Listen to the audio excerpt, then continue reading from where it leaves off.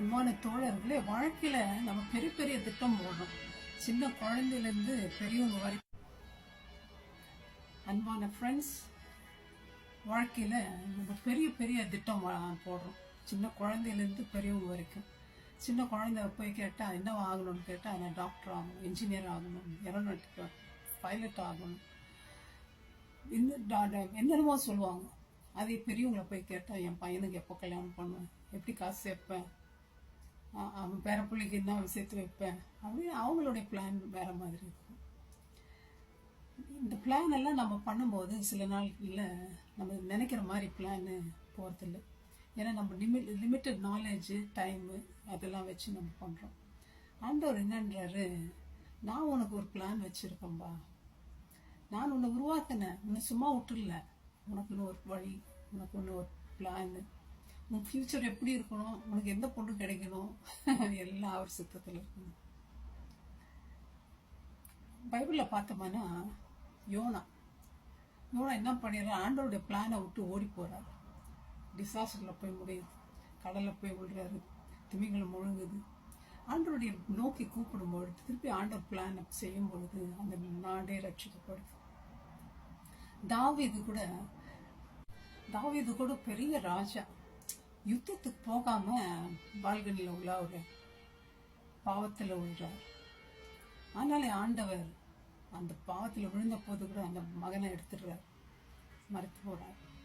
ஆனால் ஆண்டவருடைய பிளான் சாலமோனை கொண்டு தேவாலயத்தை கட்டுற தாவீது மனம் திரும்புறார், மன்னிப்பு கேட்டு நான் தான் சொல்லும்போது. அது மாத்திரம் இல்லை, நகோமி பஞ்சமா இருக்கும்போது மோவாப் தேசத்துக்கு போறாங்க. ஆண்டவருடைய சித்தம் திட்டம்னு என்ன அறியாம போனதுனால எல்லாத்தையும் இழக்கிறாங்க, கணவனை இழக்கிறாங்க, பிள்ளைகளை இழக்கிறாங்க. ஒருவேளை நீங்க கூட பிளான் பண்ணியிருக்கலாம், அந்த பிளான் நடக்கிறது இல்லை. ஒருவேளை நம்ம பாவத்தில் விழுந்திருக்கலாம், ஆண்டவரை விட்டு விலகி இருக்கலாம். நம்ம பிளான் நம்ம நினைக்கிற மாதிரி நடக்கலன்னா உடனே ஆண்டவரை தூக்கி போட்டுருவோம்.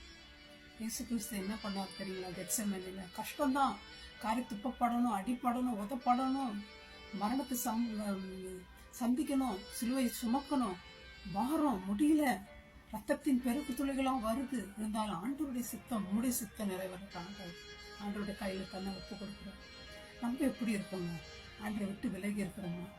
ஆண்டவரை விட்டு தூரம் போறோமா? அதுதான் இஸ்ரேல் ஜனங்க பண்ணாங்க. ஆண்டவரை விட்டு தூரம் போனாங்க, 70 வருஷம் போய் அடிமைகளா இருக்காங்க. கெட்டவங்களும் போனாங்க, நல்லவனாக தானியலும் போறாங்க. ஆண்டவரை நோக்கி பார்க்கும்போது எரேமியா 29 நாள் ஆண்டவர் சொல்றாரு, உங்களுக்காக வீடுகளை கட்டுக்கொள்ளுங்க, மேரேஜ் பண்ணிக்கோங்க, நீங்க என்ன கூப்பிடுவீங்க, நான் கேட்பேன், நீங்க என்ன தேடுவீங்க முழு இதயத்தோடு, அப்போ கண்டடைவீர்கள். ஆண்டவர் மனம் இறங்குறார், உங்களை நான் திருப்பி கொண்டு போவேன்ட்டார். அதுதான் உங்களுடைய பிளான். தலைமுறைக்கும் அவருடைய திட்டத்தை நிறைவேற்றுகின்றார். அப்படிப்பட்ட தேவன் நம்மோடு இருக்கும்போது நம்ம திட்டத்தை ஆண்டவர்கிட்ட கொடுப்போம். அந்த திட்டம் ஷியோர் நமக்கு நடக்கும். நம்ம ஆசீர்வதிக்கத்தான், நம்மளை அழிக்க கிடையாது அவருடைய திட்டம். வாங்க அவரிடத்துல போவோம், அவருடைய திட்டத்துக்கு ஒப்பு கொடுப்போம், சித்தத்துக்கு ஒப்பு கொடுப்போம், ஆசீர்வதிக்க போவோம். May God bless you, my friends. Thank you. Bye.